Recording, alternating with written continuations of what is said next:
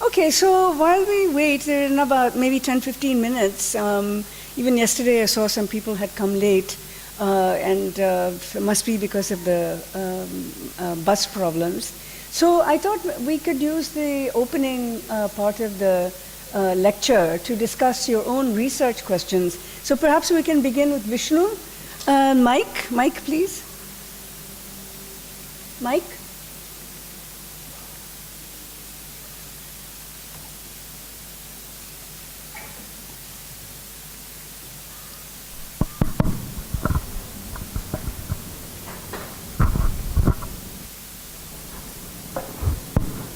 I have two questions, ma'am. The first one, actually, partially we touched upon this topic yesterday while speaking about Mahatma Gandhi urging the British to give us freedom, mainly because we are ready now. Yes.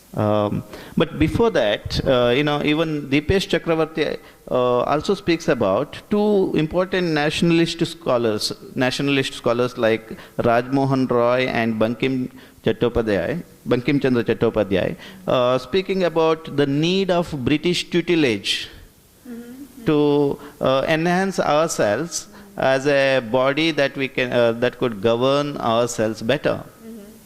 Now these are the Western educated scholars who feel the need of British tutelage. Yes.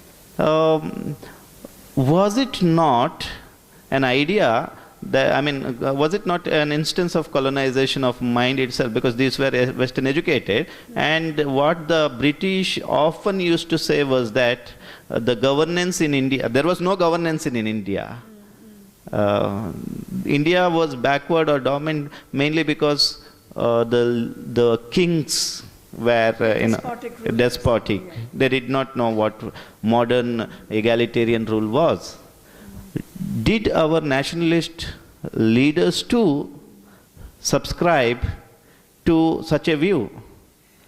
Well, this has been the contribution of the subaltern studies historians. You mentioned Dept Chakravarti, and the project of this group of historians primarily has been to shift the focus from, in the writing of Indian nationalism, from the elite nationalists to the subaltern groups. So one of the ways in which they have attempted to wrest control of the writing of the history from the elite perspective is to cast a light on the ways that the subaltern classes, and by subaltern they mean the working classes, the rural classes, the peasants, and Ranajit Guha, who is the founding member of the subaltern studies group, and I think maybe you have been citing Ranajit Guha several times, that what you are describing as still being under the thrall of the British mindset, being colonized by the British. The subaltern studies historians have tried to look at the ways in which Indian nationalism was just as strongly waged from below. So it might be, thank you, it might be the case that Ram Mohan Roy and Keshav Chandra Sen and Bankim Chandra, that they may have been exposed to European values. But I actually question what you are saying about they are still colonized by the West. In fact, Ram Mohan Roy used his Western learning in order to use that same Western learning against his the colonizers, by saying if the Western rulers, the British rulers, believe in principles of liberty and justice, the idea of colonization is hostile to those principles of liberty and justice. So Ram Mohan Roy used his Western learning against the British. So I actually don't agree with you when you say that they were colonized. No, I too don't agree, but the question was, why should they feel that India should be under the British tutelage?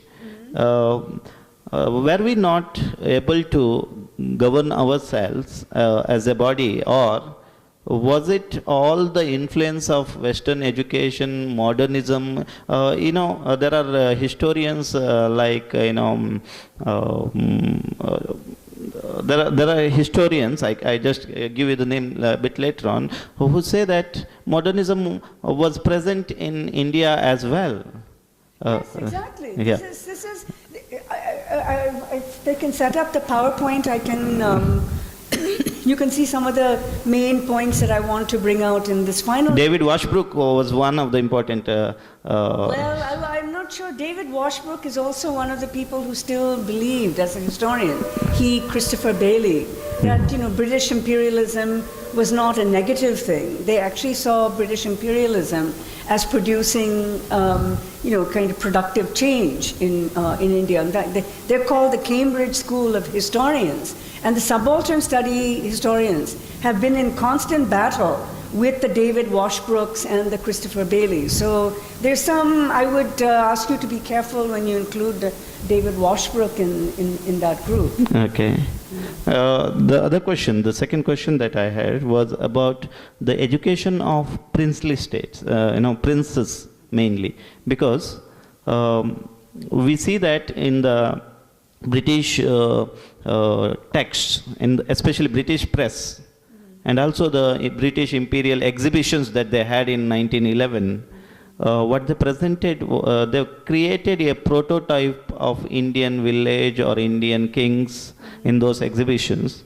And the ideology behind it was to present Indian princes as, rotund, as, very lazy, as, drunkards, lepers, all these things. And Corrupt. This was the ideology. And when there were some rulers like Mysore or Baroda, okay, Gayakwad of Baroda and Nalvadi Krishnadeva Raya of Mysore, they were very informed kings. In fact, it was the Maharaja of Gayakwad who sent Ambedkar to higher studies. Yeah. Now they were very enlightened. They had interest in music. They had interest in philosophy. One or two of them authored books. And when we had such kings, the British also manipulated the idea and saying, see, because these kings are under the tutelage of British, because these were given Western education, these were guided by the British, they could become what they are. A kind of argument, which could not sustain when we had good kings. They turned it opposite, and they said it is because of the British influence that we have ennobled, the kings who are very informed and. Was it really the education of the kings, or was it just a discourse that the British appropriated? Probably discourse that was appropriated. Probably discourse. How can we know more about it? I mean, could you refer some text? Could you suggest some archival whatever? I mean, how can we go about it? I'm not a bibliographer. For me to supply a whole bibliography for you is just not. No, if you could direct me. I mean, this is an area of interest that I felt could be explored on. Now, if it is a discourse of the British, can it be explored? It could be explored, but that is what your research is valuable for. Yeah. That you are the one who has to produce the work that will. Yeah, definitely. You can't just expect that somebody else is going to give you the references that will lead you towards this. So what I'm trying to suggest is you have a research question. Yeah. That should be the starting point for your research. Because you are asking, give references of, this kind of. No, I really doubt whether the British tutelage in the form of modern English education could bring up princes who were equally capable in. But that is your research question. Right. If you question that, you have to look for the evidence. Yeah, fine. No, it is not because of British tutelage. Yeah. You are the one. Yeah, that's what I think of. Exactly. Yeah. So that means you have to identify the archival materials that explored the mythology of the Western education as having shaped the princes. You were surmising that there is that Western education is not the reason for the good conduct of the princes. But your intuition can only be backed up by the research that you do. Yeah, but could it be a proper research question, or am I just? Yes. So it is a proper research question, but that is how research is conducted. Yeah. You begin with something that is a questioning of a premise. But it is your burden of responsibility. Yeah, that I'm ready to take that burden. Then That's fine, but.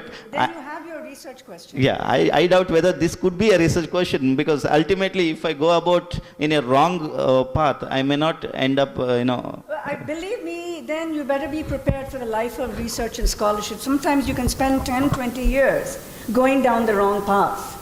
And then you discover that you have wasted, maybe not wasted in an intellectual sense, but you may have ended up doing things, maybe barking up the wrong tree.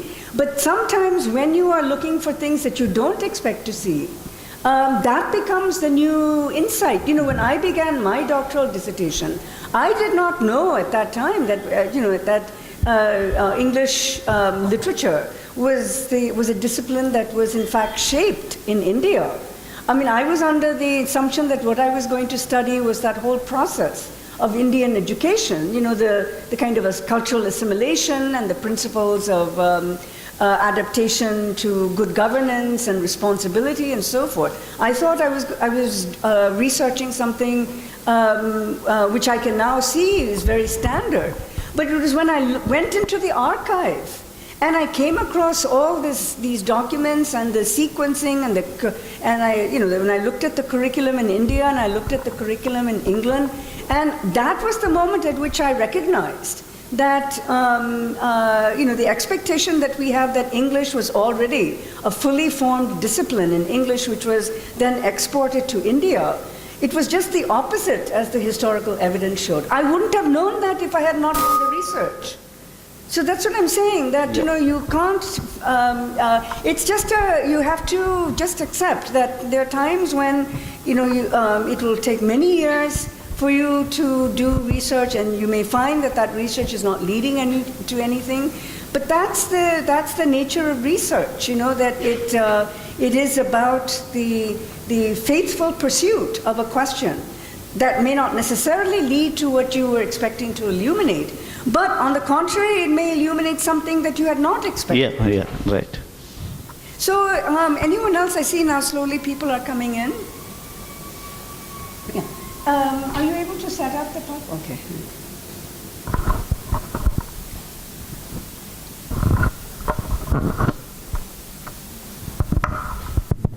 Ma'am, what I found interesting is your point about these alternative group of historians who says that imperialism in the end was positive, as it gave a lot of stuff for us, for the colonized nations.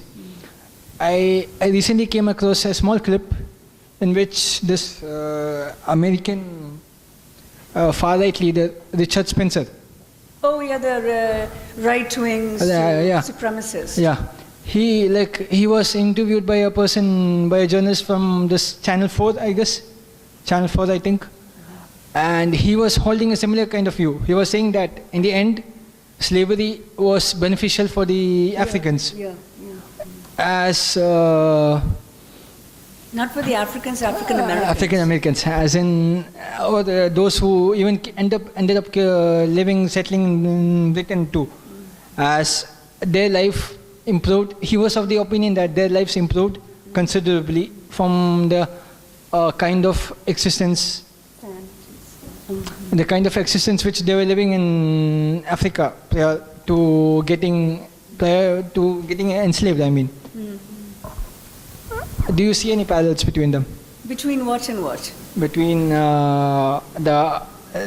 this group who says that imperialism was good, and this particular view. This is what I would describe as neo-colonial tendencies, and there is thank you so much. There is still the belief in British circles that India started to decline in 1947.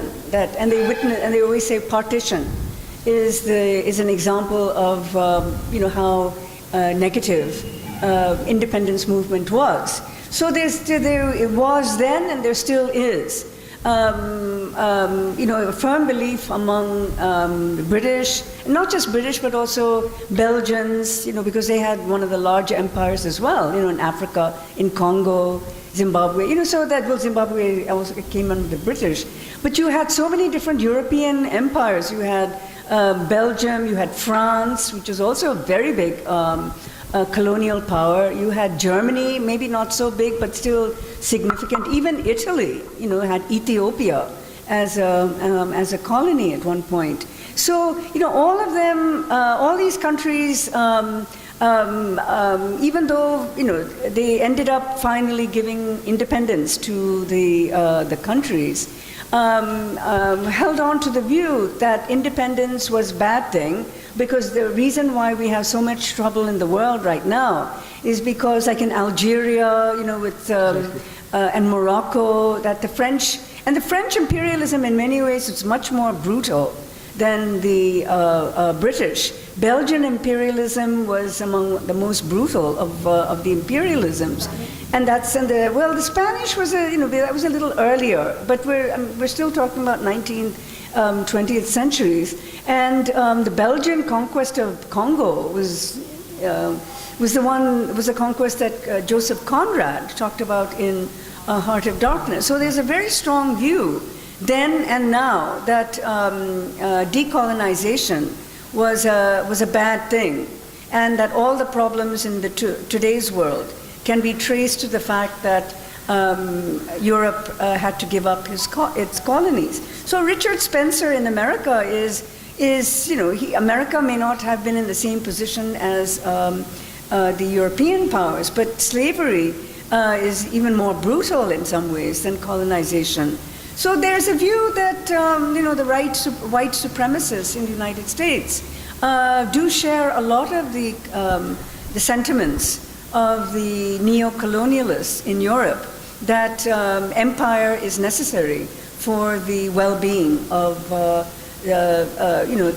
these nations in Africa and Asia, and by having them uplifted, the rest of the world also benefits. That's what they say. So are we all here now? Can we? I think most of us are here. So one last time, I'm going to ask everyone to just, introduce themselves so that we have on record your names and where you are from and where you are going back. So let me begin. Mike. Just so that we have one last record of this. Yeah. I am Vishnumurthy, and I am from Udupi, Karnataka. I am Abi Abraham. I'm a student in this university. I am Vijay Kumar from Karnataka. I am Vasanta from Karnataka. There are two in the back. My name is Shirin. I'm a research scholar in this university.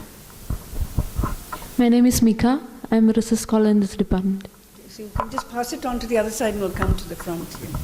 I'm Jaya. I'm a student in this university. Hi, ma'am. My name is Anjita Tom. I completed my master's here. I'm Safwana. I've completed my master's from this department. I am Alvin Davies. I am coming from Thrissur. My name is Vishnu Prasad. I am from Thrissur. I'm Kalpana from Bangalore.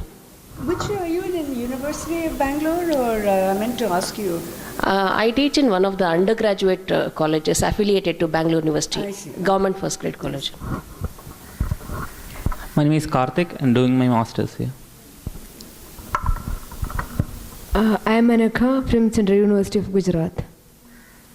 I'm Shalini. I'm working in this department. My name is Saad Muhammad, and I was a student in this department. I completed my master's this year. I'm Momita Chaudhuri. I'm a research student in Central University of Hyderabad.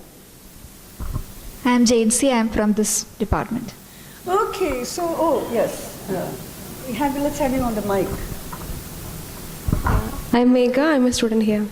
Okay, so this is our last lecture, and I wanted all of us to reintroduce ourselves to each other. It's been a very intensive last week for all of us, and I was just telling Dr. Pannian that I can't believe that I've covered a semester's worth of teaching in 1 week. So it is really quite a marathon that we've had here, and I appreciate the fact that so many of you have come from from outside this university, and those of you who are from this university have been interested in enhancing your coursework and thinking about literary studies. So I also want to take this opportunity to thank you for your increasingly active participation in the course, for your questions and for your comments. And in this last class, what I wanted to do is to ask questions about where have we been and what have we come to understand over the course of 5 or 6 days. And I have titled this last lecture, Contours of the Imperial Imagination, to ask questions that have come up in your own questions. I was thinking, in fact, of a question that Vishnu had asked yesterday about, how do we read the texts of empire to locate these resistant voices? I have constantly been going back to the notion of these works as being not straightforward in their presentation of the imperial situation, but that even as we are reading works that are seemingly from the viewpoint of the sovereign imperial consciousness, we also witness cracks in the stability of that consciousness. And it's really the cracks and the fault lines that interest me, and I am particularly appreciative of the fact that I can talk about these works with fellow Indian readers and in the Indian context, because I've often found that post-colonialism sometimes has been derided as a kind of a Western originating field of study, and that the post-colonial studies of the West are more interested in some of the preoccupations of the West. Whereas, I think even the questions that many of you have been asking are more related to how you would read these works as Indian readers and not as generic readers of the English novel. So I think the most important thing for me has been to try to capture our own location in the reading of these works, and how that location matters in the kinds of meanings we are able to produce. One of the propositions I've been offering is that none of these works are inert, that there's no kind of passive or static life. Every reading of a work, whether it's a poem or a novel or an essay or a play, that every reading reactivates the range of possibilities of meaning in that work. So particularly when you couple the active reading of a work from our location in India, and particularly now here in South India, there are all kinds of new possibilities that become available for our contemplation that I think is the significant contribution that we can make to a reading of these works. And I've already, highlighted, certain, certain words or phrases that jump off the pages in our readings. Beginning with Kim. Kim is probably the novel that is most fluid in its movement between the English language and the vernacular. That Kim speaks what is called Hindustani, he speaks Urdu, and he incorporates words from these languages into his discourse, so that even this question of language is a prominent one in the novels of empire, that languages change, and languages change because of the movements of people within different societies. And Kim's rapid movements across the length and breadth of India have given him a range of vocabulary that make him useful to his colonial superiors, managers in this case, this Colonel Creighton, that this, so even the way that Kim is understood as a chela, which is the word that is used in the novel, it's never translated. That Lama always says chela. And chela is a word that, of course, we understand completely, but it's also a word that requires non-Indian readers to perform their linguistic analysis, requiring a glossary, requiring annotation. But the repetitiveness of Kim's name as Chela slowly allows for the possibility that the Indian words enter into the English vocabulary. And this is true with so many of the other characters in Kim. Mehboob Ali is also always, sprinkling words from Hindi or Urdu, and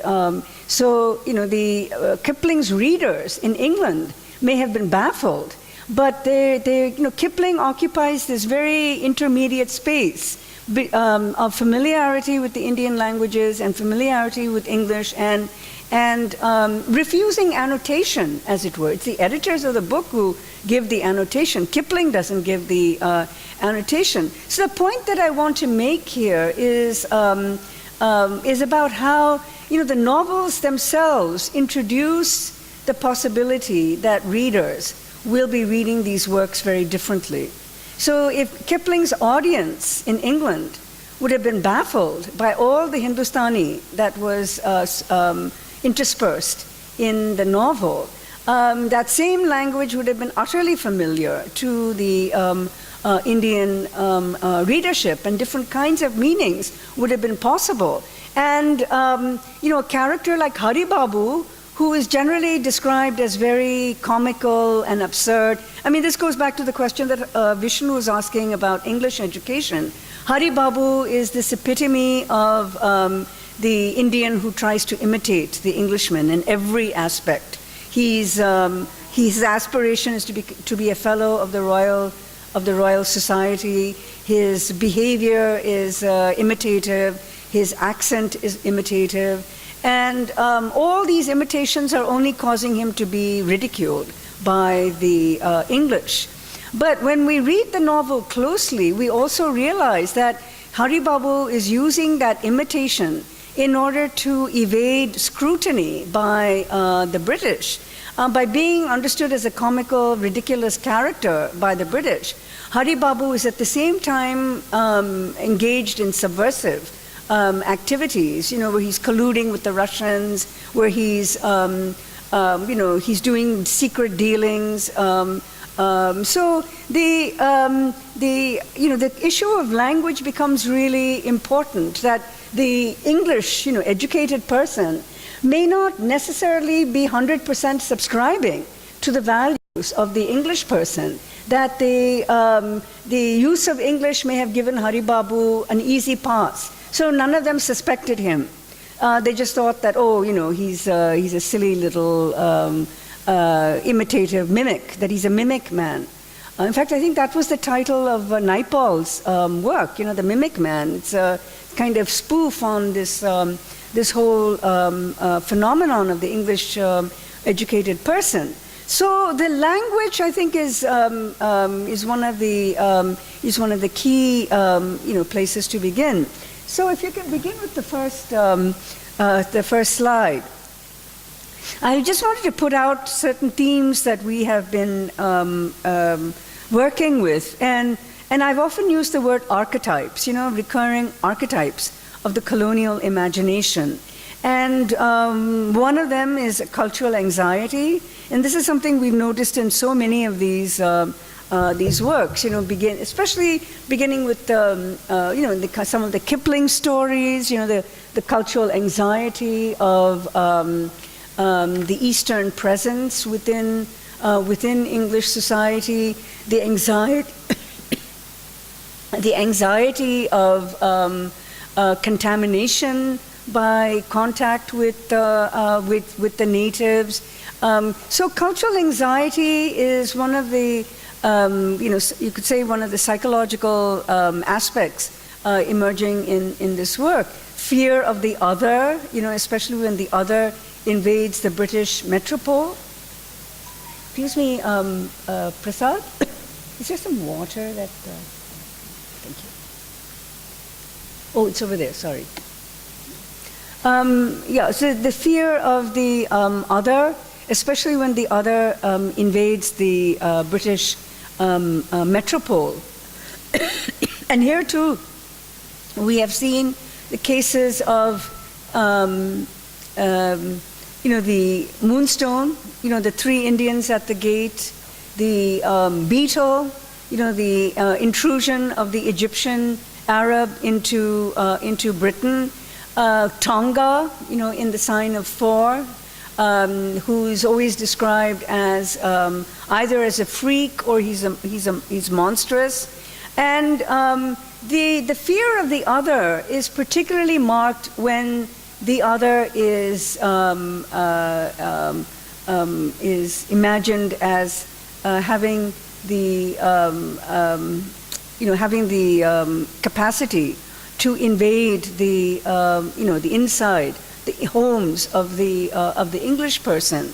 So one of the running archetypes in these works is expunging the other from the domestic metropole. That the other has to be. Thank you so much. You can just pour out. Yeah, that's it.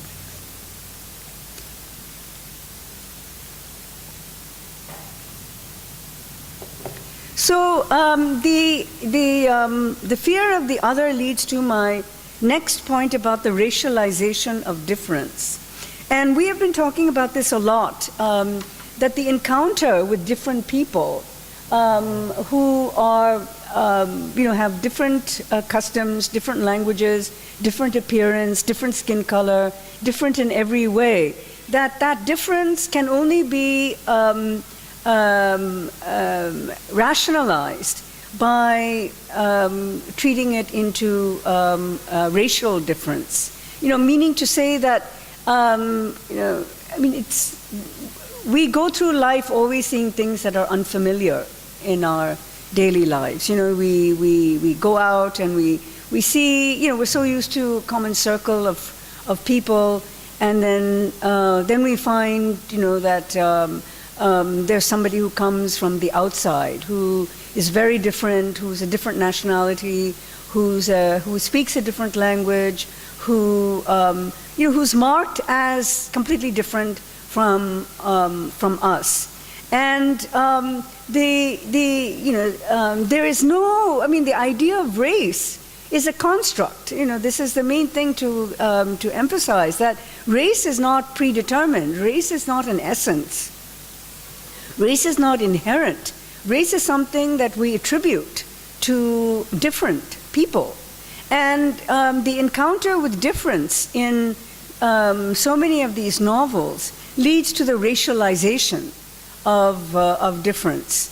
And, even in the last class when we were talking about King Solomon's mines, that the encounter with the African tribes people cannot be understood in the terms of these are people who live a way of life that has just the same legitimacy from their point of view as our way of life has legitimacy from our point of view. So, that's one way of looking at it. And of course, I remember you had asked me a question about anthropology. But, this is, anthropologists often go out to study the customs and practices of other people. And, one thrust of anthropology is to suspend one's expectations of culture and religion and so forth. But another tendency is to impose the expectations and understandings that we have of our own society onto the onto the other.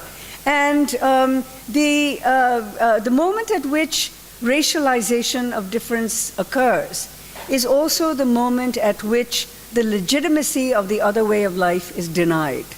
And I think that's something that we need to confront and acknowledge in these works. At the moment we racialize difference, that is the moment at which we begin to delegitimize the autonomy of the culture of the other, the right of the other people to live the way that they want. And it's at that moment that the imperial tendencies to acquire, to control, to command begin. So it's so many of these novels lay out the operative premises of imperialism. And in the next point that I have on this first screen is the confusion caused by the uncanny. And I've been talking about this a lot in terms of in a way it's the opposite of what I had just described as the racialization of difference. That difference is acknowledged to be different. It's not the same. It's not who we are. It's different. But the uncanny is that recognition that the different incorporates aspects of ourselves, of the sameness. And that's the moment at which something different happens. And we have seen a number of texts in this course, like The Man Who Would Be King, which the first story that we read by Kipling, in which Dravid and Carnahan go out to Kafiristan, and they're shocked to discover that the people in this fictive region, which is supposed to be between Afghanistan and contemporary Pakistan, that area contains people who are white, who look like the British. That there's and again this question of whiteness as a baffling idea. That she and Shalini had raised this question about Aisha's whiteness. That whiteness also, when it's encountered in places where it is not supposed to be, produces this effect of the uncanny, that it's as long as we can regard the other as different, as dark, as stunted, as deformed, as barbaric, we can take comfort in the superiority of ourselves. But when we encounter people who are actually like mirror images of ourselves, then it produces a great sense of discomfort and unease about, maybe whiteness is not a mark of superiority. Maybe whiteness is there amongst different tribes, different cultures, and it's the forcible placing of races into a hierarchy that is assigning a place of superiority to whiteness. and dark skin to inferiority. But when whiteness is encountered in these other places, it produces this effect of the uncanny, which I have described here as the alien is familiar and the familiar is alien. And especially the second point I'm interested in as the familiar is alien. Because when the recognition that my superiority is built on my skin color, on my whiteness, and then I go out into the heart of Africa and I find white people there or light-skinned people. The whiteness with which I am familiar in my own society then becomes alien. That my idea of superiority based on my whiteness starts to get chipped away. So when you had, Saad, you had asked me this question about Richard Spencer and the white supremacist. This is, he's holding on to this idea of whiteness as a superior value. But what if he is one of those who goes out to another place in the world and he encounters white people who are inhabitants, who are part of the tribal culture of those places? What does that do to his idea of white supremacy? You can't have it both ways. You can't say that I'm white and I'm supreme, and then look at the other person and say he or she is white, but she's inferior. You can't do that. So it produces the sense of alienation from one's own cherished precepts. And then finally, in this note, I have put out this idea that we've been talking about, in particular over the last 2 days, on cultural memory and its repression. I mean, this is something I think many of you have been seeing now over the course of the last few days, that part of what empire does is to shut out a memory of prior connections, of greater intimacy between the colonizer and the colonized in another time. Maybe in the 10th century when there was commercial transactions, movements between people, when there was miscegenation between peoples. But cultural memory is a memory of a past time that if recalled too insistently, again chips away at the confidence one has in the strength and superiority of oneself. So cultural memory needs to be repressed. In some instances, we have seen it used very overtly, and the Kipling story, The Mark of the Beast. You might remember that when Fleet is cursed, as everyone believes he is, by the leper, and that the curse is because of Fleet's sacrilege of the Hanuman statue. Fleet is almost on the verge of death, and he undergoes, like he's foaming at the mouth. It's as if he's like he has rabies, that he and he becomes manifests beast-like symptoms. But when the leper is tortured and is made to reverse the curse, then Fleet is slowly restored to life. But Fleet has no memory of what he has done. He has no memory of the outcome of the sacrilege that he has committed. He has no memory of the physical upheavals in his own body. All that he recalls is the last moment when he had committed this outrage on the Hanuman statue. So Fleet remains intact. He is unchanged from that moment when he had committed the sacrilege. His friends in the colonial authorities, on the other hand, know exactly what had happened. They also know what they had done to the leper to make him reverse the curse. So, in fact, there was even this very telegraphic line that that the ugliness of the British colonial behavior, was one that they did not want to recall, that they could not summon the memory of that brutal act. And it's very telling that in Kipling's narrative, that moment of torture is repressed. It's suggested, but it's not physically described.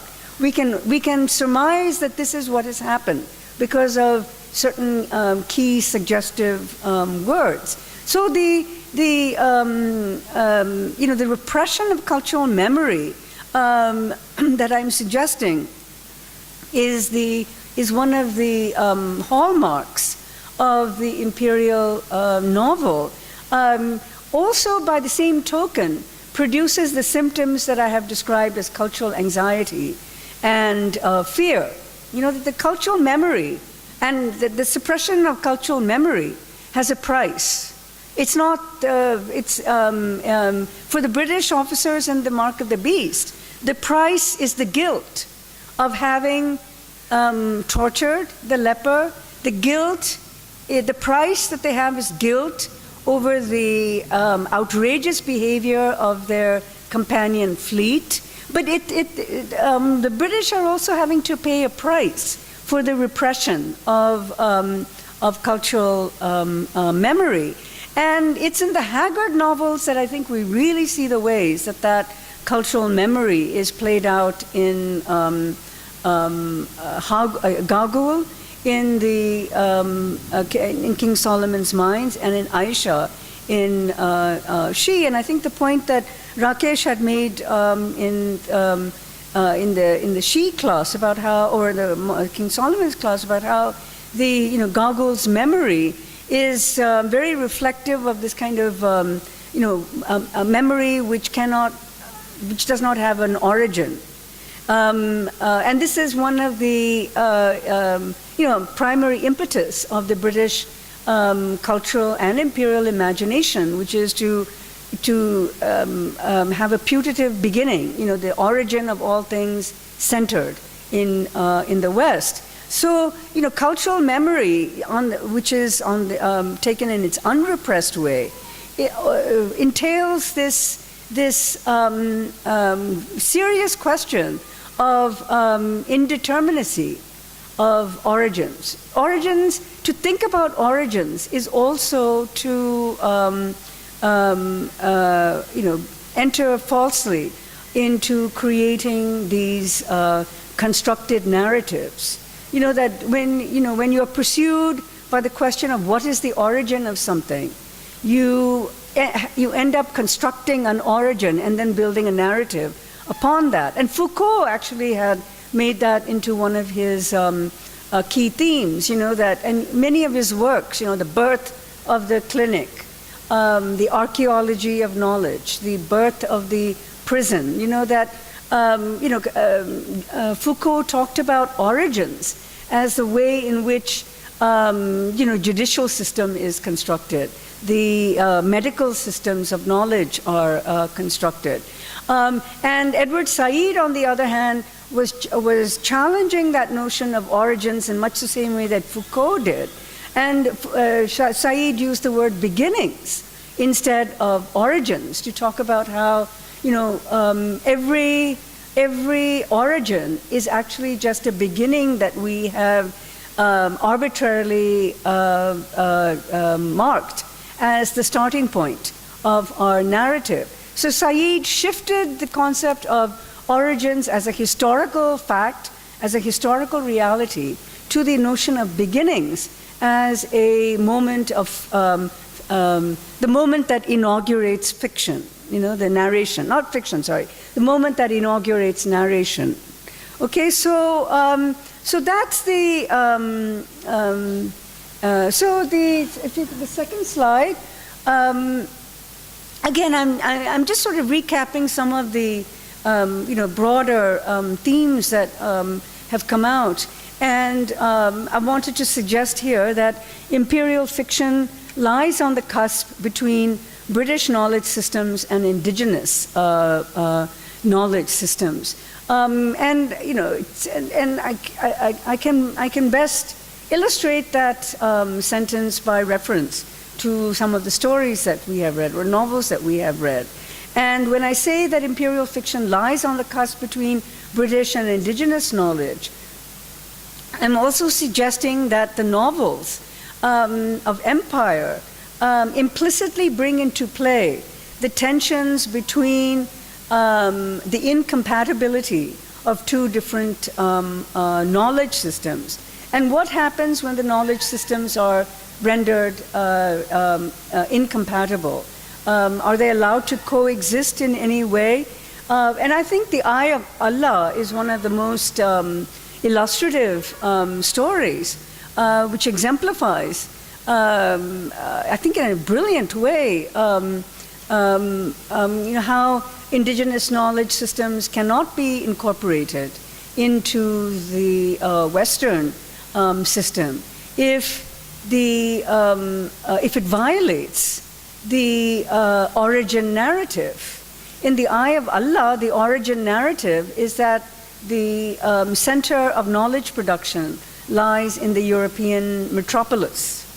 That's the that's the premise of the story, that the center of knowledge production is the European metropolis. But when John, who is described as a painter, as an artist, that when he in his travels picks up what is referred to as the Eye of Allah, but is actually the microscope, which has been perfected by the Arabs, and that the microscope can actually be used to decipher the these microorganisms that are invisible to the human eye, but the microscope makes available for human cognition, those very microorganisms. So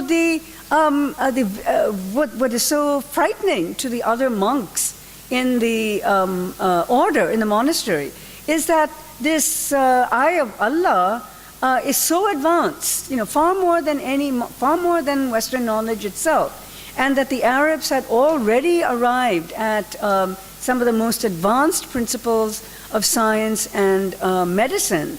And when that is when confronted with that reality, the only way that the monks in the religious order can deal with the microscope is to destroy it. And the monks even say that the head abbot says, we are not ready for it. We are not in the time, if it is ever known that such an instrument is there that challenges the creation story, that God is the maker, and that these tiny microorganisms that can be seen in the microscope, the idea being that we are cellular organism, it flies in the face of the divine creation story, that it is the touch of God and the breath of life that has made humankind, not cellular development. The idea of cellular development is not part of the creation story. So even, it's Kipling's way of engaging with Darwinian science, as if to say that, the Arabs, long before, these European inventions, had already, mastered the principles of scientific knowledge. But the story encapsulates the impossibility of incorporating that knowledge into the into the British knowledge systems. And we've seen this repeatedly in these other novels of King Solomon's Mines and She and the Moonstone. So I wanted to put that out there to you because I think that these novels problematize the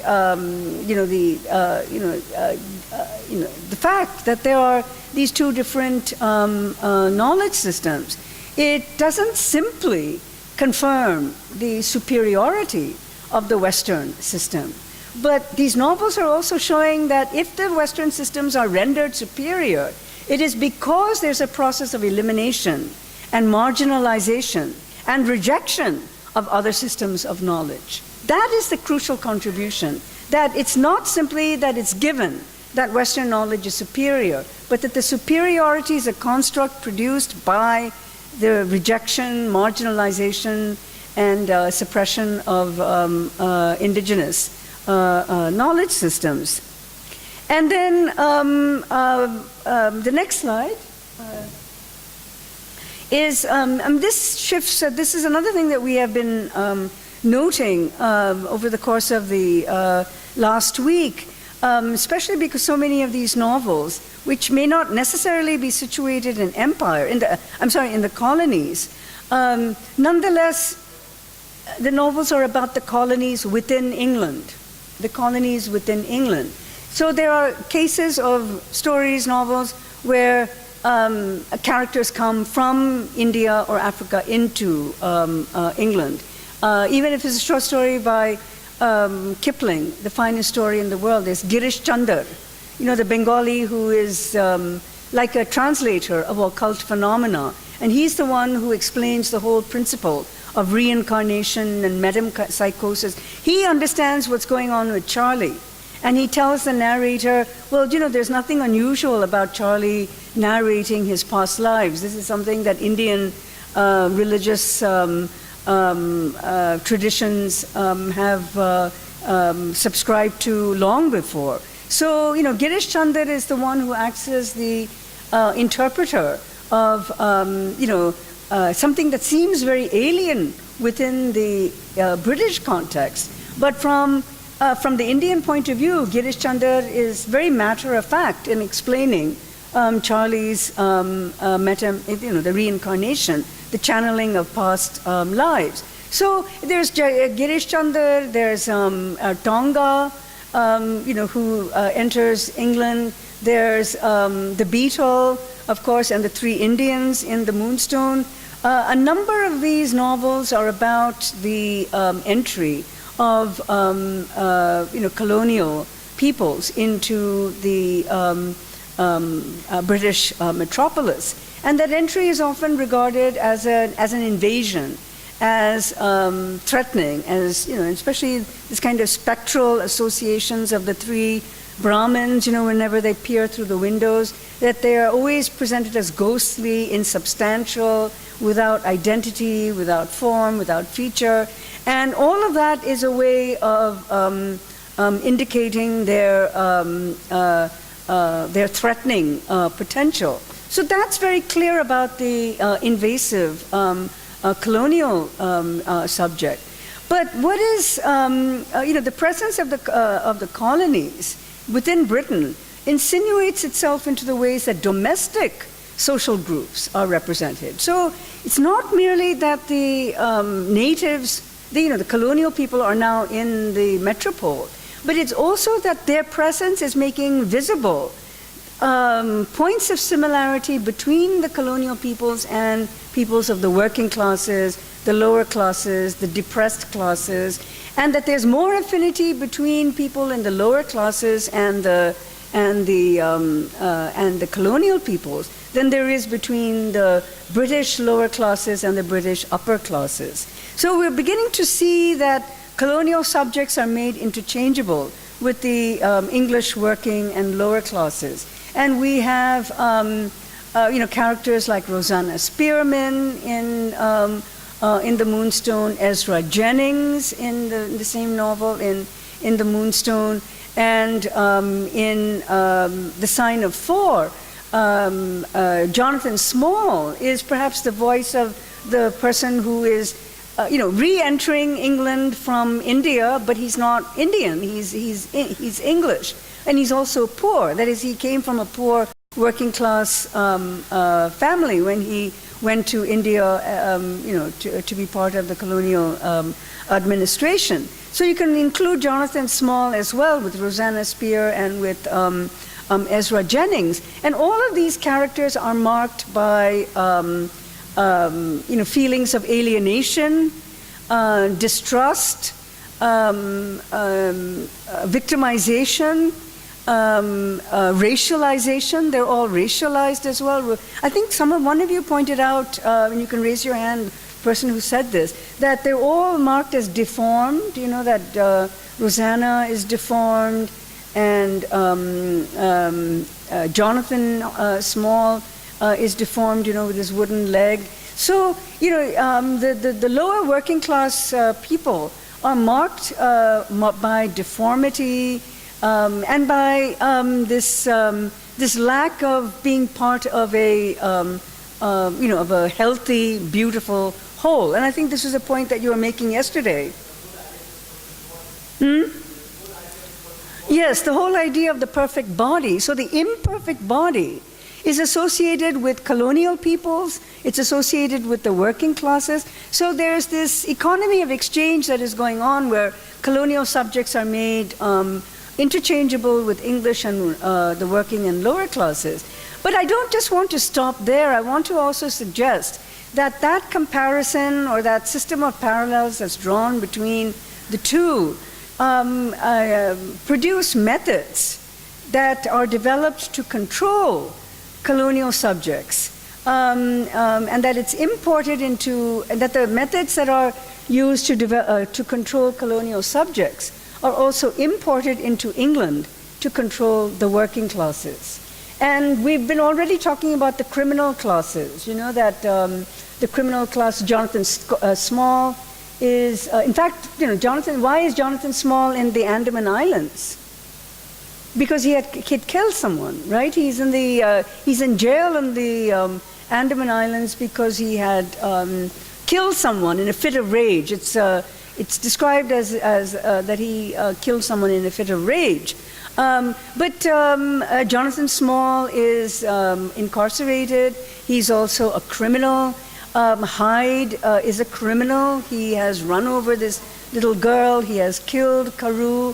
He has, so that you have these, people whose home is Soho, as is Mr. Hyde's. That Soho is the ghetto. It's the place where the immigrants, the poor immigrants, live. And that even the neighborhoods of the lower working classes are criminalized. That all these people are living in parts of the city that are surveilled by the British police. That they are, the murderers, they're the drug addicts, they're the petty thieves. So the point that I want to make is that the monitoring and control of colonial peoples refined certain strategies of control that were imported back into England to also be used in the control of lower working classes. So, the kinds of control of the colonial subjects with the police, as I was suggesting in my public talk yesterday, that the British had the right to open their mail, that they could intercept their communications, that they were always being monitored, that there was no freedom of movement without the sense that the colonial peoples were, that there was surveillance around them.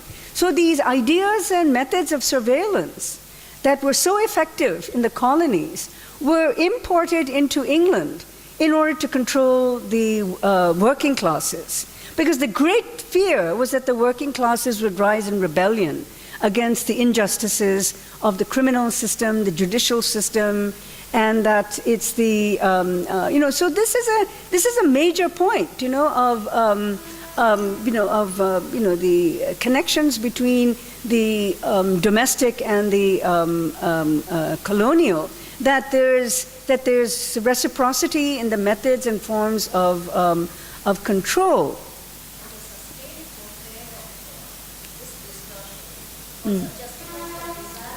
Can you use the mic, please?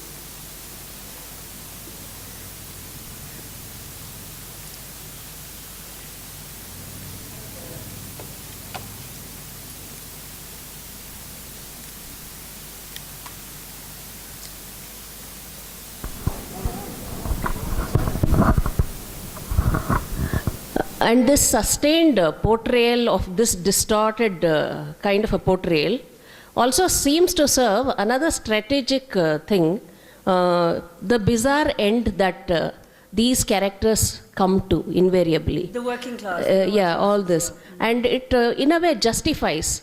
And the voice of conscience is quelled there. It is it's a master stroke to finish it off. Close ended. In the Moonstone, Rosanna has to be killed off, so that the integrity and stability of the English upper class order can continue in the proper way. And so you have in so many of these works, what happens in the colonial novel, like Fulata. Fulata must die so that there isn't this racial mixing, that good and she could have a romance, but that's closed off when she is killed But off. they're given a noble end. It is a noble ending for them. At least that is what they make it appear. Yeah. But for characters like Tonga, where they are shot mercilessly and represented as savage and all that, this kind of a sustained, distorted portrayal will help the novelist in this strategic end. Yeah, I think it's very difficult for many readers, to read the brutal killing of Tonga, who is described in most instances in this novel as maybe physically monstrous, according to Watson, whose viewpoint is the one that we hear, but that Tonga is the one person who has a great sense of loyalty, affection, unconditional love, for Jonathan Small, and to see him so brutally felled by Holmes and these others. It's a really shocking scene, and so yes, I do agree with you that these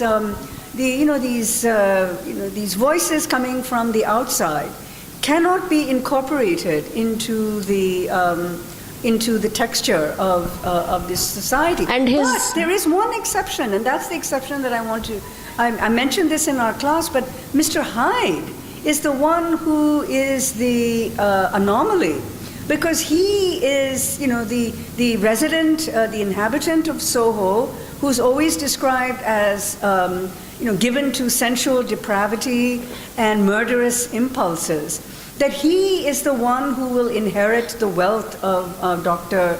Jekyll. And as I was suggesting yesterday, there are these imminent warnings of a proletarian uprising coming from the class that Mr. Hyde represents, that he is the one who will, in fact, in the next slide, I've the next few slides, if you could just quickly go through them. One is the who question. I've been raising a number of questions in terms of the who question, the when question, the where question, and the how question, so that we can start to think about these novels, in terms of these, who, when, where, and how. And in the last point in the who question, which is a very important one from the point of view of the Imperial novel, who will inherit England? Who will inherit England?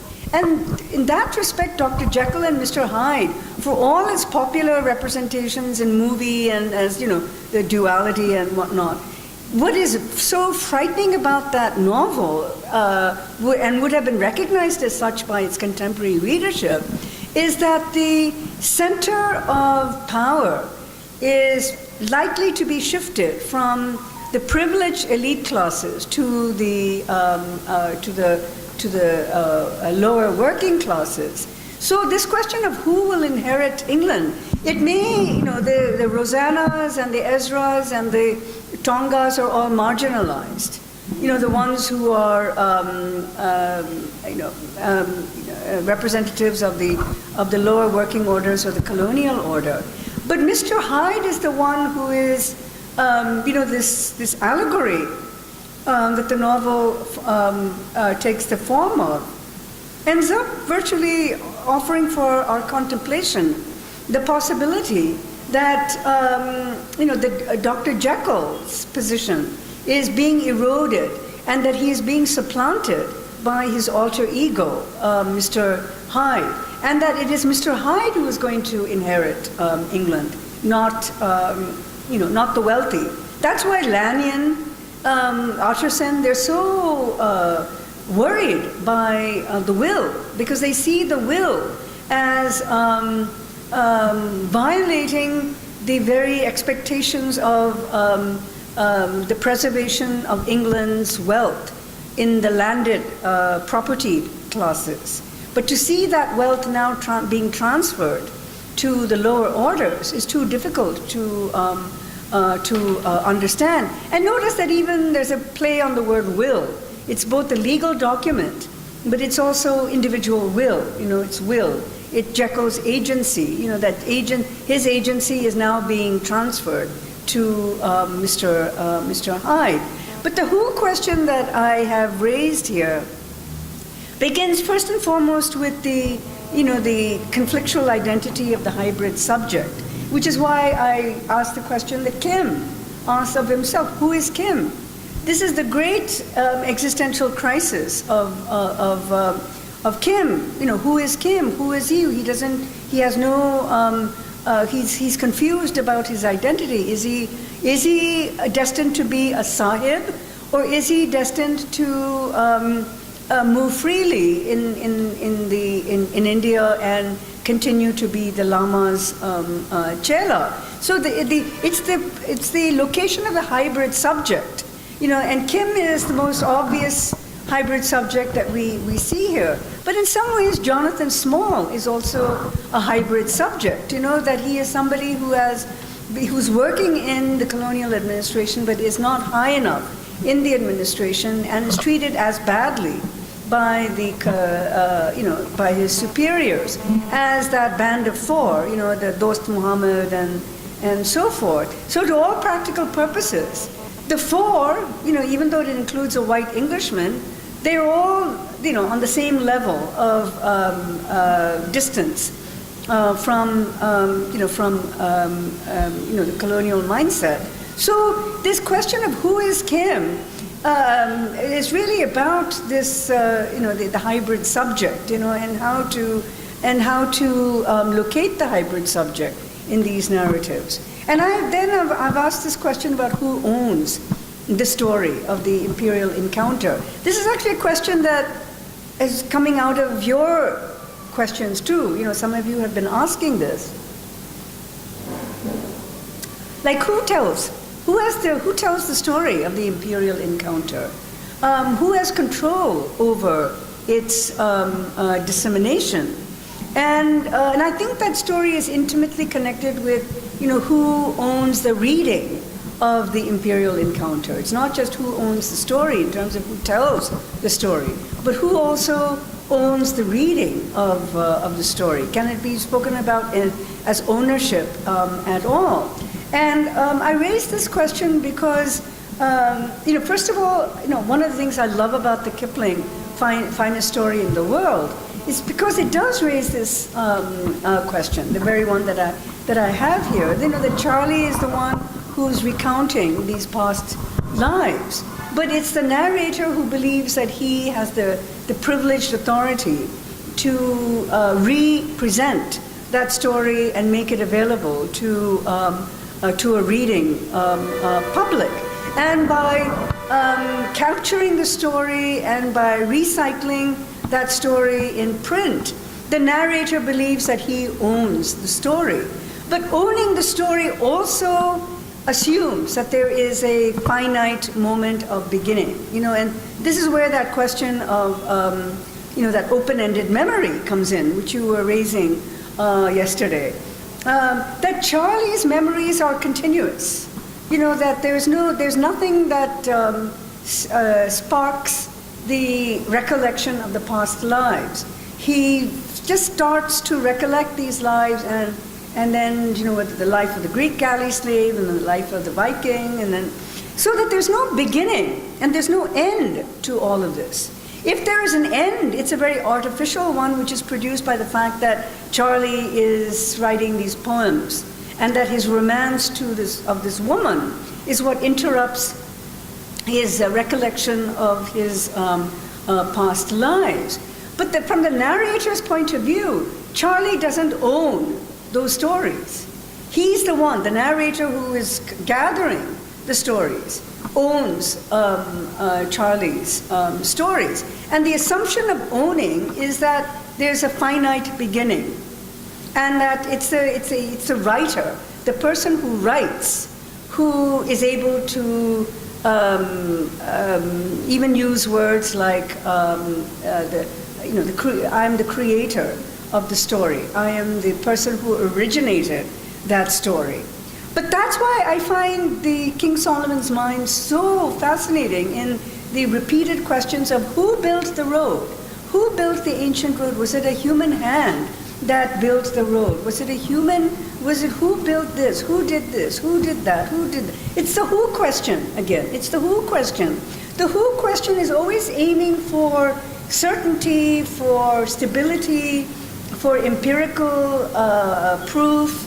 But the who question constantly comes up against the fact that there may not be a single agent who is producing the rocks or the caves or the road or what have you.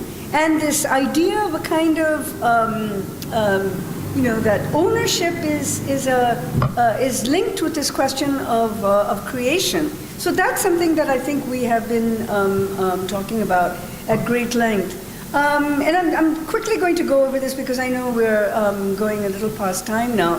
The when question. The when question, I've been talking a lot about time, about active time and dormant time, and the fact that when you read these novels so closely, you begin to see how time operates as a way of organizing and regulating actions. I decided not to include The Secret Agent, Conrad's novel, in our lecture discussions. But as I mentioned the other day, Conrad's novel, which is about an anarchist plot to blow up the Greenwich Observatory in, a little outside London, that the anarchist project to bomb the observatory really is an attempt to destroy time altogether. And, that if you look at it, GMT, Greenwich Mean Time, we're still living in imperial time. Whether we like it or not, we're still living in imperial time. We're either, some hours ahead of GMT or several hours behind GMT. But London is still the center of the way we organize time. Just think about that. If this is one residue of neo-colonialism, I would say, that we can't restructure the very idea of our clocks other than to abide by the definitiveness of Greenwich Mean Time. So in Conrad's novel, the attempt to blow up the Greenwich Observatory is the way of the radicals who are there to sow trouble in England, to undermine all conceptions of imperial time. So time is really essential to understand. I would suggest here, as I have written, that time is the principle by which empire retains its control. Without the routinization of time, the regulation that is enforced, it would be impossible to maintain control. Where the ruling power loses control over time, the ruling power loses control, period. This becomes like a mantra in some of the colonial texts that. And that's one reason why I've been so interested in the presence of the office and presence of bureaucracy. In my public talk yesterday, I was talking about letter writing and the tedium of letter writing and the bureaucratic work of pushing files, but all of that is a way of managing time. That the British developed this highly complex system of bureaucracy in order to cut up the daily time in such a way that the space for inaction, for contemplation, for dreaming, for imagination, that all of that is taken out. That space for what could potentially lead to insurrection or rebellion is curtailed. That's why, this antithesis that I've been drawing between dormant time and active time is so important. Is that the same as denial of coevalness of time? Well, coevalness of time means that that people can be considered as occupying the same time. Anthropologists use that term, Johannes Fabian in particular. Coeval means that the time of the other is understood as being equivalent to the time of the self. But denial of coevalness means that the time of the other is seen as an earlier stage. That's the denial. Yeah. Yesterday we spoke about how the use of occult and supernatural, all these things, were used as a means of mystifying. And I feel that the complex way of bureaucracy, the way the things are handled, is also a way of mystifying. Yeah, I agree with you. It is mystifying. I think everyone knows that. That there's so much mystification that goes on in bureaucracy, and that and unless you understand, you will lose control over yourself, and that you will produce problems. So that the demystification becomes then your entire project. That you have to try to understand what has been mystified. I think Kafka uses this in his novels very predominantly. Yeah, in fact, I was just going to say in this context of bureaucracy, because we were talking about the beetle, and one of you mentioned Kafka's Metamorphosis. It's the same thing that Kafka was talking about the numbing deadness of office work, that the office clerk is so caught up in doing this drudgery that there's no space for imagination, there's no space for thinking, there's no space for dreaming. And it's at that moment, when one needs that space in order to, develop autonomy for self. That the clerical worker becomes the model for the way of organizing society. That the model of the clerical worker is what we're all expected to be. We all have to abide by schedules. We all have to do certain things by a certain time. We have to observe deadlines. If we don't organize our days according to that, then we lose control over over ourselves. But I also want to add, since some of you have been asking about Ambedkar and Gandhi, and this came up in the Q&A yesterday. This point that I'm making here about office drudgery precludes or completely blocks out the possibility of having a space for thinking, imagining, dreaming. This is actually what Ambedkar also said. That the Dalit, in his view, was so caught up in the drudgery of labor, and the drudgery of scavenging and manual labor and what have you, that drudgery was what had prohibited the Dalit from dreaming, from imagining, from acquiring culture. And Ambedkar is actually very clued into this idea of time. Because what he was trying to do in his own critical work, at least this is how I've been reading it, is to recover for Dalits that space of culture, which he associates with time. He says it's a very simple thing. If you introduce mechanical labor, the toilet flush, he says that in his essays, he said the introduction of the flush will eliminate scavenging. And that will slowly take away the very menial activities that Dalits have been relegated to. So he said, in fact, unlike Gandhi, who was against the machines, Ambedkar believed in machines as enabling this, the freeing up of time. Ambedkar was very conscious of time as a principle by which one could achieve autonomy in life. And his view of the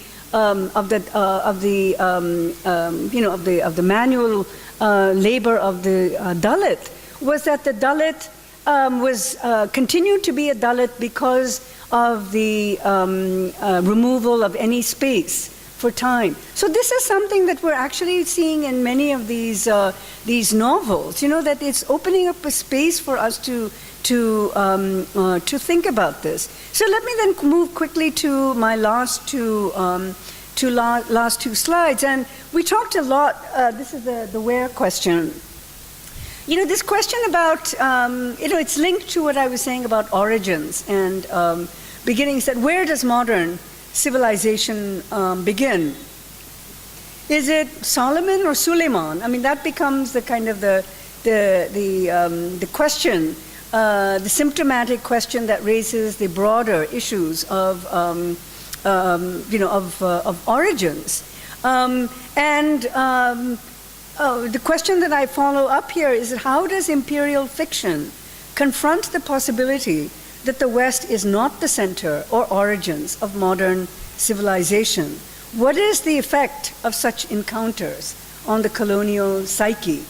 And these are the questions that I've been trying to probe in these lectures, that where does modern civilization begin is just as important as that earlier question of when that I had asked. Though you'll notice in that first sentence, in the when, if you can just quickly go to the previous slide, that when will empire cede control to the colonies? That becomes a related question to the question of civilization. When will empire cede control to the colonies? And then finally, I think perhaps these are the biggest and most vexing questions, which is the how question. How do the novels of empire contain their own forms of subversion? How, if at all, do novels of empire become novels against empire? I'm being provocative here when I'm asking you this, that, the course description is literature of empire. But my question is, at what point do these novels become not of empire, but against empire, if at all? And this is where I believe, in my second point, that the question of how do novels of empire offer protocols of reading that allow for the retrieval of a post-colonial location within these texts. And this is the broad question that I began this lecture with, that how do we as Indian readers of these novels activate different set of meanings than would likely have been the case if contemporary readers of Kipling or Wilkie Collins had been reading these novels. And that are we just imposing our own identities as Indians on these texts? Or what I'm advising is, can we find something in the novels themselves that are offering these protocols of reading that allow us to say, it's not just me who's imposing my own opinion on this novel, but the novel is doing this. I can see this occurring. And one of the things that I've been trying to do in this course is to draw your attention to even single words or set of words, like juggernaut, simple word, which I talked about at length. But that word contains volumes, that it's already evoking a colonial history. It's evoking an indigenous religion which was disparaged for its superstitious practices. So juggernaut, which has at one level a very English meaning, juggernaut is now used as an English word. Nobody even sees it as having Indian provenance. It's an English word. So the English word is seen as, it's a juggernaut refers to someone who is of active energy, dynamic energy. That's a juggernaut. But the juggernaut reference in that word already links Hyde with the colonial system of religions and practices. So Hyde's sort of this very indiscriminate, and I think you had used the phrase raw energy, Kalpana, the way that he just kind of, comes out like a dynamo running over this girl. It is a reminder of, in a cultural memory fashion, this is where cultural memory comes in too, of the Jagannath chariots, and the people throwing themselves before the chariots. So one word paints a much bigger history. It takes many, many more words and many, many more sentences to get at that history. But that one word does that. And that is something that I would encourage you to do, to do this kind of close reading so that you can pull out these words that jump off these pages that allow you to then evoke another history that is suggested but is also denied perhaps by one set of readers. So I think I shall stop here because I did want to also leave some time for questions. Yeah, Mamita.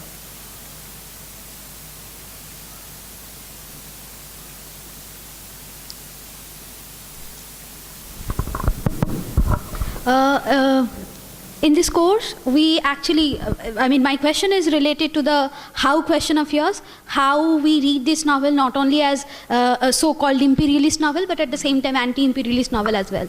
How they open up moments of subversion. My question is, of course, in the process of reading, we actually encountered moments when those cracks come up all of a sudden. But the very fact that these cracks, this moments of subversion exist in the realm of literary imagination, which is often dismissed by the so-called materialist critics. How you as a teacher would suggest us to respond to these materialist doubts in the process of, how through our reading we actually respond to this materialist doubt that these subversions exist in the realm of symbolic, while the material reality used to be absolutely different. I think this is an important question for pedagogy, as you are asking, and my preference really is for doing the kind of close reading that would allow for that, and I think there is sometimes this impression that one has to do a lot of other like historical reading or critical reading in order to shed light on this. So I think if I can rephrase what you're asking, that you're asking how does one read these works as anti-imperialist texts when they could also be read as pro-imperialist texts? Is that what the broader question that you are asking? Really, then I may have misunderstood. Yeah, my question is, when we are, of course, while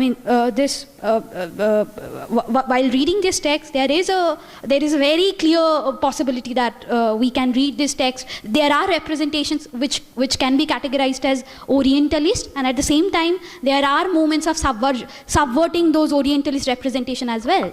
But considering the fact that these subversions are happening within literary text, which are often considered to be something different from what exists there in the real world, in the material world. How, as students of literature, through our reading, you as our teacher would suggest us to respond to this materialist doubts? I completely get you now, and I think that it's a really good question, because it's also to, first of all, one can do one of several things. One is to claim that literature complements the historical material by allowing for the imagination of other possibilities in the literary text. That where historical texts, produce the texts of history based on evidence, on texts, on the textual archive, on ruins, or what have you. That the literary text is already bringing in, these non-evidentiary bases into the reading. And so your broader question, I think, is one of, is the literary text offering a more expansive view of colonial history than colonial history writing itself is able to? And my answer is yes, I think it does do that. I think this is one of the, to me, one of the perks of being a literature student, that it enables one to push to see what texts do. You know, that texts are dynamic. I see texts as dynamic, as alive, as full of contradictions, which are also being sought to be resolved within the texts themselves. And that, you know, the text encompasses so much more, the literary text encompasses so much more than the historical text in terms of, you know, different authorial voices, different narrators, you know, whether it's first person or whether it's third person. History writing is presumably in the third person, right? And yet in so many of these stories you have the first person narrative, you know, whether it's some of the short stories or whether it is the Haggard novels, so that the novel attempts to fill in the gaps. And if I can bring in another analogy that I have been drawing your attention to, you know, Sherlock Holmes had this most interesting comment about his detective work, which is that he, you know, it's important for him that everything is out there. All that one has to do is to connect the dots. He's perfectly happy, you know, he's not puzzled. When Watson is puzzled, Holmes says, no, everything is fine, you know, it's all one has to do is to connect the dots. And that's something that I think literary works try to push you to do as well. You know, that we are invited to set ourselves up as detectives, as it were, in you know, in the reading of these novels. Does that get at what you were asking for? Any other questions?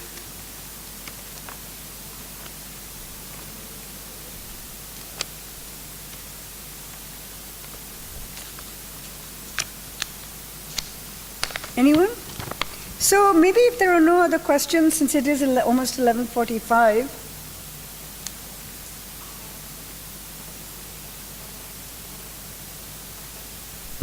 I would just like to respond to what Momita was saying. So she was talking about this. How is it that the materialists, is there a space for subversive imagination? And that is what you are actually asking, right? So just as a way in which the imagination and fantasies were creating material effects, I think the subversive imagination would also contribute to that kind of material effect. So it's not like separating these two things. And it's also bringing into mind Marx's prediction about capitalism when you are making this statement. Novels of empire contain their own forms of subversion. And also Said's technique of trouble, where he's talking about reception and resistance and about his contrapuntal reading. And could you connect probably these things to Saidian way of using this technique of trouble or whatever? Yeah, I think there was a chapter from Culture and Imperialism that was circulated, the Pleasures of Imperialism chapter. You know, Said, you know, in Culture and Imperialism, his entire, I mean, some people read it as a sequel to Orientalism. I actually think it's more than a sequel. I think he's doing kind of straight reading of English novels, and you know, looking for the you know, sites of you know, that empire need not always be marked as empire. That, you know, you don't necessarily have to see a figure of empire in the novels. And the classic example that he gives is Jane Mansfield Park by Jane Austen. Yeah, Jane Austen. That I was going to say Jane Eyre. Jane Austen's Mansfield Park. And Said's reading of Mansfield Park is shaped by his perception that Austen has virtually occluded empire from an understanding of the dynamics of that novel. So it seems almost entirely, 100% like a novel about British domestic life. But he says the crucial exception is one of the characters who has a big sugar plantation in Antigua, and that his movement, to everything about the wealth of the family is money that comes from the colonial plantations. So what he tries to do when he reads these novels of empire is to see the economy of exchange, of economic exchange, and the power of colonial money on the the way that the novels of the 19th century are written. So he's just as interested in what you cannot see in these novels as in what you actually do see. So what he says you don't see is the fact that the colony is the reason why this family is able to survive, because the income for this family comes entirely from the sugar plantations. So that's the kind of reading that he gives about these texts of empire.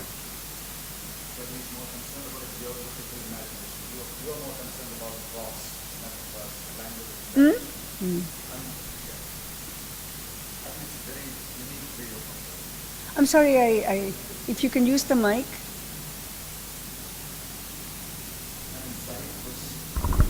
More concerned about offering geographical imagination in a different way, whereas you are much more particularly focusing on the tropes, the metaphors, and the language of indirection and all, and which is actually extending his readings of the empire. Yeah, I think Said was interested in, and also in culture and imperialism. He doesn't just talk about British imperialism, he talks about French imperialism, he talks about, I think Belgian imperialism.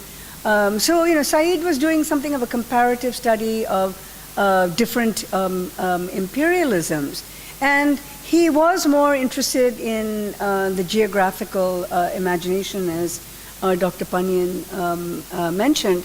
What I'm interested in is in the way that these novels, maybe this is where I do differ from Said.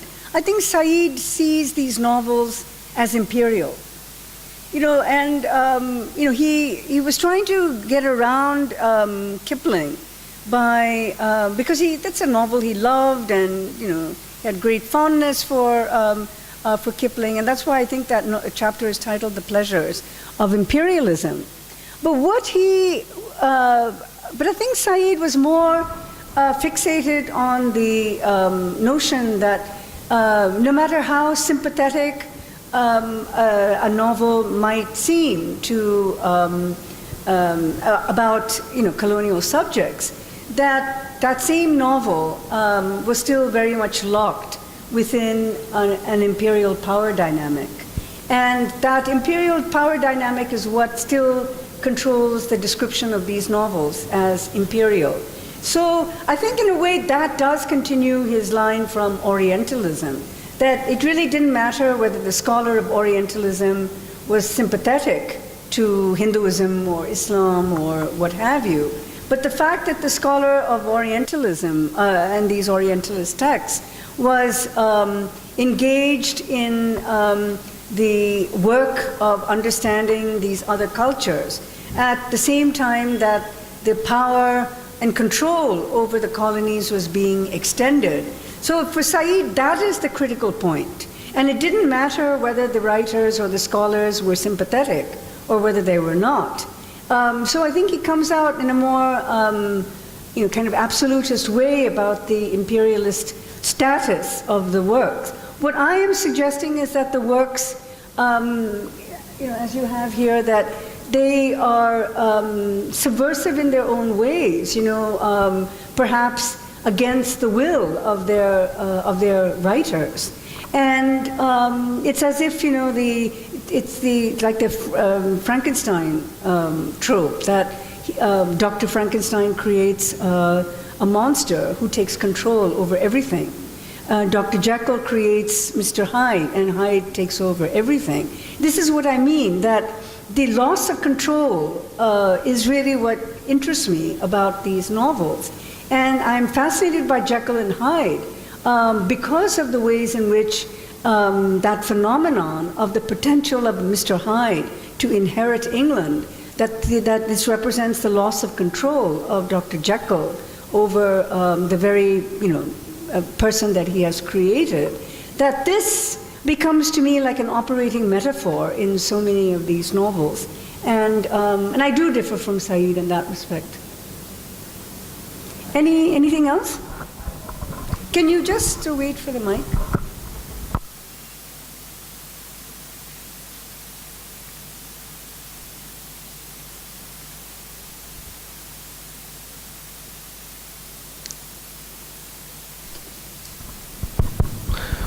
Last day you talk about language as organic process, while talking about that whole borrowing in this novel. And today you have also mentioned that Kipling again, and you have mentioned that how language is not a stable thing. Language is organic thing which always changes, which always take new shape, new meaning. I think in all these novels has that symptoms, has that element of that organic, language as organic thing. But I think Kipling is very different way in this way, because he has used language in a very different way. Especially, I'm thinking about particularly the expression called chela. You have, and you have gone in detail about that expression. But what is fascinating about me, what I'm thinking constantly, that in English is translated as disciple, which has its own connotation. But in novel, you find that that chela has a very prominent, a long tradition. That word expression reflects the long tradition of Guru Shishya Parampara, Guru and Shishya Parampara in that Hindu Indian context, and which is almost the same happening in the novel. That Kim is looking at that Buddhist monk as a guru, and but translated in another way. But novel is reflecting a very Indian kind of, a very indigenous kind of meaning in that.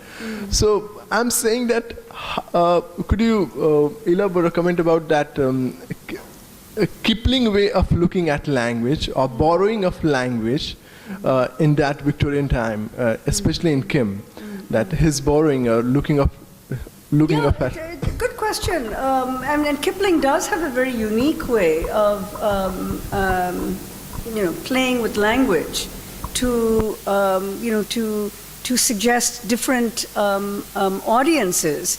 And I appreciate the way that you have talked about the single word chela as having a very long history. It cannot simply be annotated as pupil, as it often is. If you look at some of the editions of Kipling, it will have an annotation which says pupil, but it's much more than pupil. It's or disciple, or disciple. Yeah, well, not even disciple. Often is just given as pupil, and this is and the idea of chela is a much more substantive relationship than is conveyed by translation. And in fact, I think the question that you're asking is really about translation. That Kim, the character, is so good in code switching, both literally, language switching, as well as, code, as in secret codes, that he is, this code that he has with Mehboob Ali about the stallion, and they speak in very cryptic terms, so, Kim has become highly adept at using language to, to maneuver into whatever situation that he desires. So, for Kipling, language is a very malleable object. That it can be shaped, it can be reshaped at will to signify adaptability to different cultures. I mean, on this question of language in Kim, there's also a distinction between, he talks about English, and then he talks about Hindustani. Sometimes he says Hindustani, sometimes he says Urdu. But there are other times when he's also making references to vernacular dialects, that are neither Hindustani or Urdu. And those are the times when he's also signifying a much more varied population, because, we can think about, like the use of Persian as the court language in the English administration. Persian was in fact used as a language in the courts. But the use of different vernacular dialects in Kim is Kipling's way of gesturing towards the very diverse population of India. Language becomes an indicator of diversity. And where one language is used, it seems to almost to eliminate the possibility of such diversity. And Kipling, so many of his works are full of that kind of, kind of the code switching and the use of dialects and so forth. Can I add something to what he was saying, especially to the word, the meaning of the word chela, especially in the contemporary, society, especially when we are exposed to several personal narratives from Hijra communities, third gender and all that. There is another meaning added to this particular word, chela.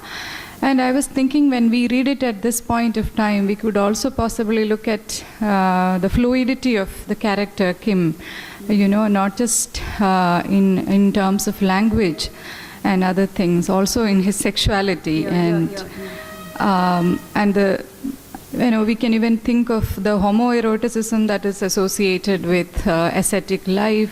And I was thinking, can we... Yeah, actually this homoeroticism is something that has been discussed by some scholar, Sarah Soleri, in her critical study, The Rhetoric of English India.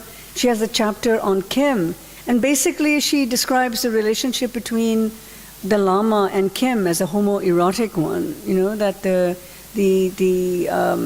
kind of intense feeling that the Lama has for Kim is a very highly homoerotic one. But Kim too is, he has these flirtations with women, and he has, at one point, I think he has this affair so though he's young, he's always described as a boy, but he seems to be very sexually mature. So, you can only assume that, Kim has a very hybrid sexuality in this novel, which matches his hybrid use of language.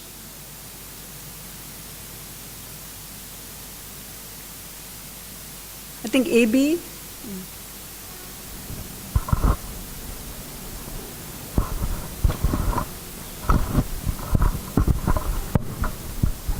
Ma'am, I was just wondering, when you talk about the idea of whiteness, like during the US election, I was just reading this article about, how in the beginning, even the labor movement in the USA, the whites from the other, not the Anglican whites, the other whites, were actually very much part of the labor movement with the black. But later, it was an idea by the imperialist powers so that, the labor movement can, the idea of whiteness even came to the labor movement. And that's how... Did you say labor movement? The unions and all, union movement. So so I was just wondering whether the idea of whiteness have changed across the history, even later, when you see it from this point of view, whether it's different than, maybe in the last century. What do you mean, the concept of whiteness? Yeah. Yeah, clearly there are changes. In fact, that is what I do find interesting in the, where whiteness appears in the space of the other in these stories. Is it, because this is one of the anomalies here that I was trying to discuss earlier, that, whiteness is not, the challenge to the European is that the presence of whiteness in other places it cannot be incorporated into the centralization of the European self as white and superior. So then it destabilizes that association, that whiteness does not imply superiority. So, I mean, I'm not sure if I understood the second part of your question, which is that because you mentioned something about unions and labor, and I didn't get that part of it.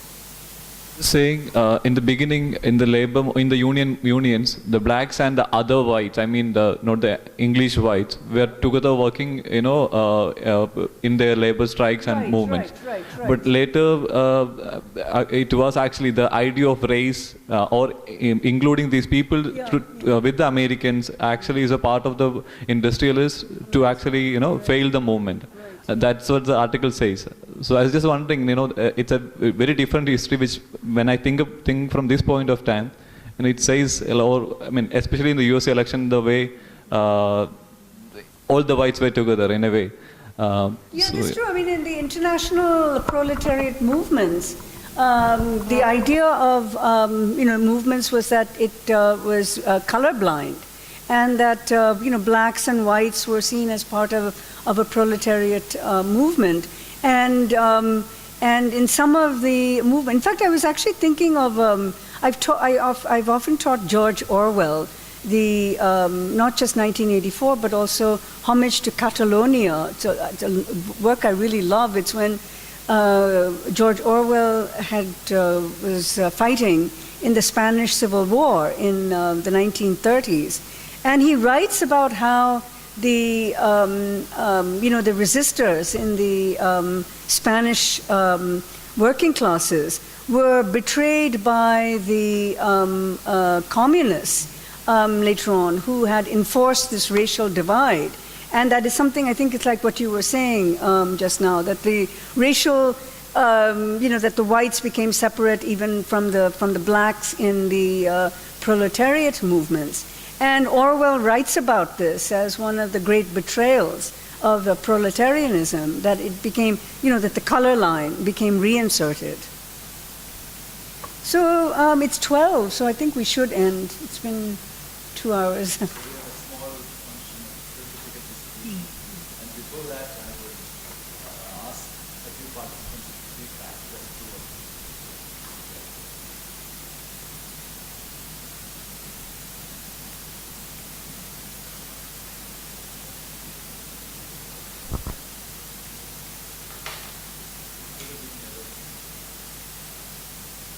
I would request one or two participants to come forward and offer a few words. Like, you can be very critical. You can also offer your own observations about the whole course.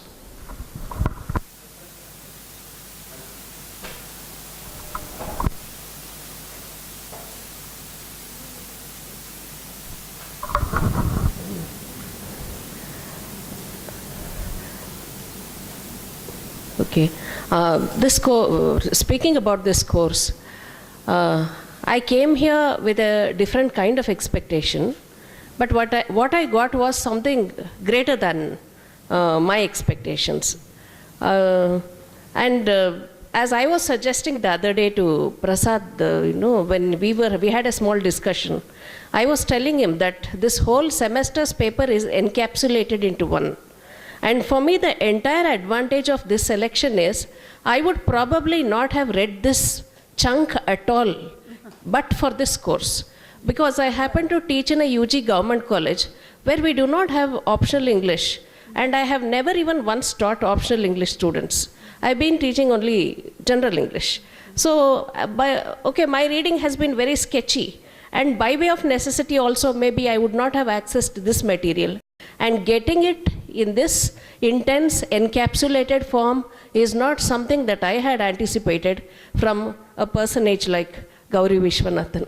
And I wish I had a teacher like that who would have exposed me in my MA days to this kind of reading, and probably my understanding today would have been a little more different and better, definitely better.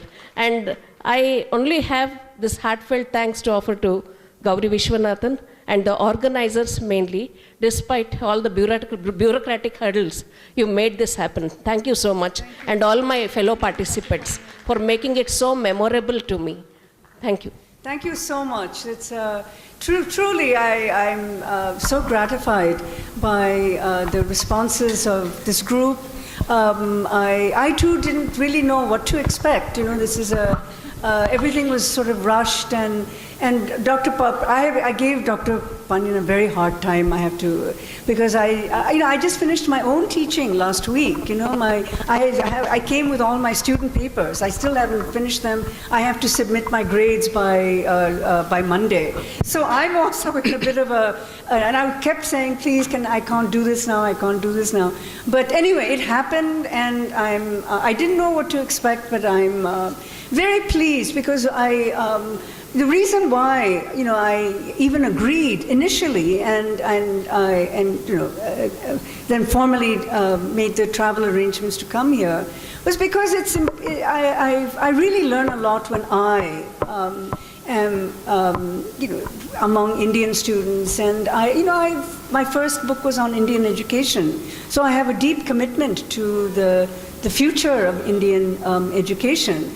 And the bureaucracies may be a hurdle to what Indian education can do and should do. And it remains my abiding concern that bureaucracy and administrations do not adequately recognize that the richest resource that a university can have are its students.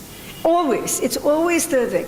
But it's always somehow another question. And to me, whatever happens in terms of frustrations it always has been important for me to reconnect with, speaking to, students like yourselves who are reading, who are thinking, who are serious about your work, and deserve the best. And this is my firmest belief, that you are owed much, much, much more than perhaps you actually get. And I think this is what I believe in, and I think this is where the future lies. And I hope you go away from this course with a renewed energy to thinking about literature. It's really what I said to Vishnu earlier on about research. You go in with expectations, but the real moment of discovery is when you find your expectations are different. You actually said something very similar just now. And that's the moment of research, when contrary expectations are encountered. And research is a difficult business. It takes time, it takes energy, it can be frustrating. But I think the payoff really is the sense of discovery and the ability to read against the grain and to produce something new in very sincere and authentic effort on your part. Nobody can ask for anything more. So thank you so much, all of you, for your contributions to this course. Thank you, ma'am. I had read your book, The Masters of Conquest, and I hadn't thought at that time that I would meet you so easily and so early in my life. I was very happy to meet you here in the course. And about the lectures, I was really happy the way the whole course was organized, and the lectures were very compact. And I think that as Kalpana has said already, that the whole paper has been given in a very encapsulated form, and more importantly, there is a way of reading these texts which we need to inculcate in us, and we have to develop it for our own happiness, for our own happiness, because even a way of reading is also a kind of research, because at the end, if I feel that, okay, because I had read some of these texts, and somehow I had not got these insights. And when you say that, okay, how I could miss this, and if I could get that in my reading of any text, that is also a moment of discovery. That's yes, also a moment of research. Exactly. And this is what I have learned in the course. I'm very happy for being here, and I thank Prasad sir and the Department of English, Central University, Kerala. Thank you very much. Thank you. Thank you so much, Vishnu. So if you're going to have, I need to take pictures of your giving the certificates. No, you are giving the certificate. Oh, I'm giving the certificate. So anybody else?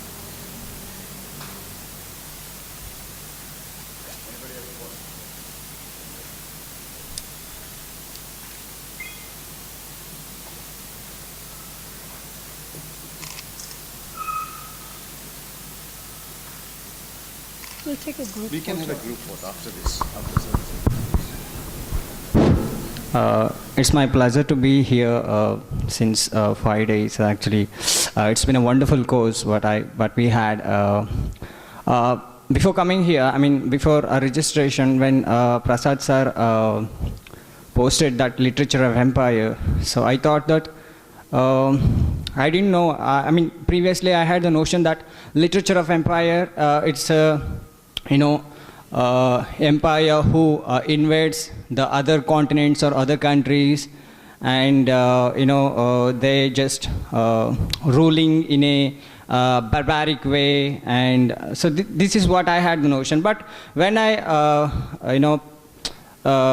be here since 5 days, now I got completely the notion, it is not only about possession, it's not only about barbarism, it is not only about ruling what they had, it is also discovered so much of aspects, so much of issues like class issues,